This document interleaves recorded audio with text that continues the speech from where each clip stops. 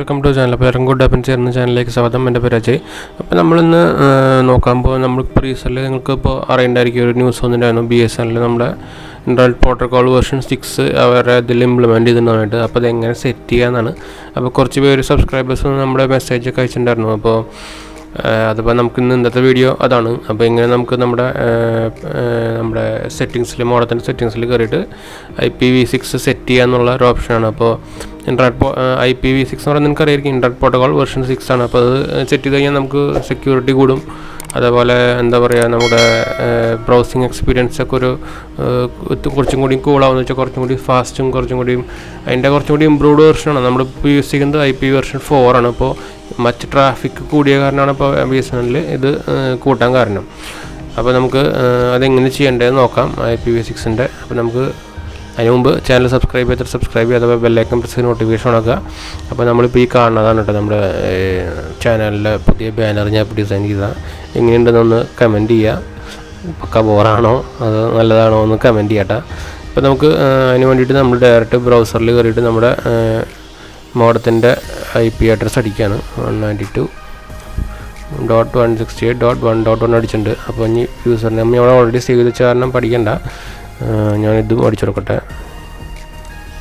ഇപ്പോൾ ലോഗിൻ ചെയ്യാണ്, ലോഗിൻ ആയിട്ടാ. അപ്പോൾ ഇനി ഇതിൻ്റെ സ്റ്റെപ്സുകൾ ഞാൻ പറഞ്ഞുതരാം. ഞാനിപ്പോൾ ഇതിൻ്റെ സ്ക്രീൻഷോട്ടുകൾ നമ്മുടെ വീഡിയോയിലുണ്ടായിരിക്കും. അപ്പോൾ നിങ്ങൾക്കത് എളുപ്പമായിരിക്കും കാണാൻ. എന്നാലും നമുക്ക് ഈ സ്റ്റെപ്സ് ഒന്ന് ശ്രദ്ധിക്കാം. നമുക്ക് ആദ്യം വേണ്ടത് നമ്മളിപ്പോൾ ഇങ്ങനെയാണ് ഓപ്ഷനിലാണ് വരിക, സ്റ്റാറ്റസ് എന്നൊരു ഓപ്ഷനിലാണ് വരിക.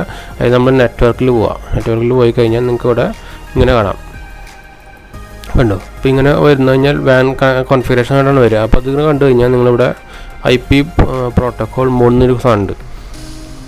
അത് നമ്മൾ സെലക്ട് ചെയ്ത് IP version 4 or IP version 6 ആക്കുക. അത് കഴിഞ്ഞ് കഴിഞ്ഞാൽ നമ്മൾ താഴെ പോയി കഴിഞ്ഞാൽ IP അഡ്രസ്സ് സ്റ്റേറ്റ്ലെസ് ആണ്. അതങ്ങനെ തന്നെ ഇടുക. പക്ഷേ ഈ DHCP എന്ന് പറയുന്നത് ടിക്ക് ചെയ്തിട്ട് സേവ് ചെയ്യുക. ഞാനിപ്പോൾ ചെയ്യാത്തതെന്ന് വെച്ചാൽ ഞാൻ എൻ്റെ LCനോട് ചോദിക്കിയപ്പോൾ അവർ തന്നെ ചെയ്യുന്നതാണ് പറഞ്ഞത്. അപ്പോൾ പിന്നെ ഞാനിപ്പോൾ ചെയ്യുന്നില്ല.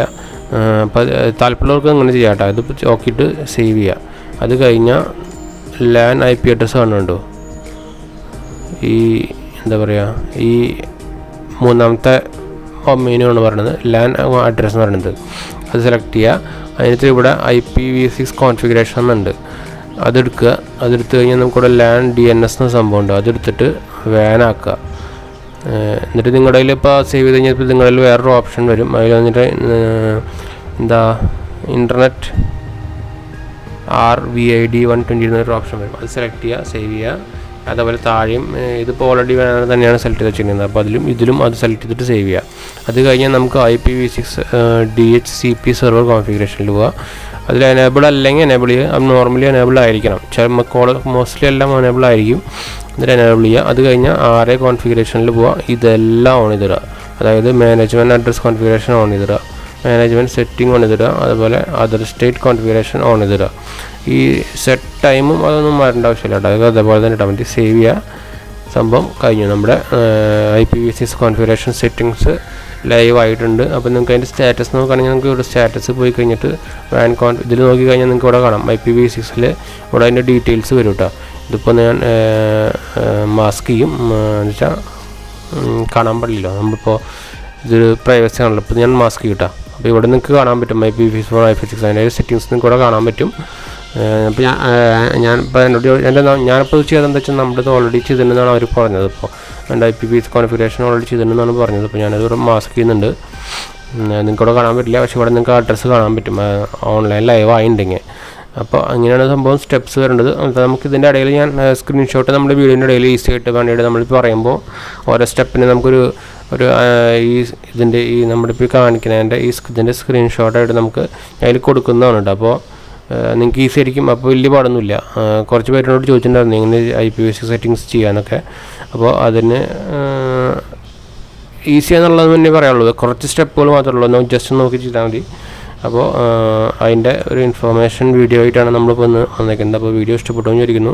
അപ്പോൾ നമ്മുടെ ചാനൽ സപ്പോർട്ട് ചെയ്യാനും ലൈക്ക് ചെയ്യാനും ഷെയർ ചെയ്യാനൊന്നും മറക്കണ്ട കേട്ടോ. പിന്നെ അത് വേറെ കാര്യം പറയാനുള്ളത്, നമ്മുടെ ഇൻസ്റ്റാഗ്രാമും ഫേസ്ബുക്കും ലിങ്ക് നമ്മുടെ ഡിസ്ക്രിപ്ഷനിലുണ്ട്, അതൊന്ന് ഫോളോ ചെയ്യുക. അപ്പോൾ നമ്മുടെ യൂട്യൂബിൽ മാത്രം സബ്സ്ക്രൈബ് ചെയ്തിട്ട് ഇതിലും ഒന്ന് ഫോളോ ചെയ്യുക കേട്ടോ. അതുപോലെ ലൈക്കൊക്കെ ചെയ്യുക. ലൈക്ക് നമുക്ക് ഫ്രീ ആണ്, എല്ലാവർക്കും അറിയാമല്ലോ. അപ്പോൾ ലൈക്ക് ചെയ്യാൻ മടിയൊന്നും വേണ്ട, ലൈക്ക് ചെയ്യുക. അപ്പോൾ നമുക്കതൊരു ബൂസ്റ്റാണ് ലൈക്ക് ചെയ്യുമ്പോൾ. അപ്പോൾ പിന്നെ എന്താ, പിന്നെ നമുക്ക് ഇനി അടുത്ത വീഡിയോയിൽ കാണാം. അപ്പോൾ ഇത്രയേ ഉള്ളൂ പറയാനുള്ളൂ. ഫ്രണ്ട്സിലേക്ക് ഫാമിലിക്കൊക്കെ ഒന്ന് ഷെയർ ചെയ്യാം കേട്ടോ, സപ്പോർട്ട് ചെയ്യാൻ പറയാം. നമുക്ക് ഇനി അടുത്ത വീഡിയോയിൽ കാണാം. Bye friends.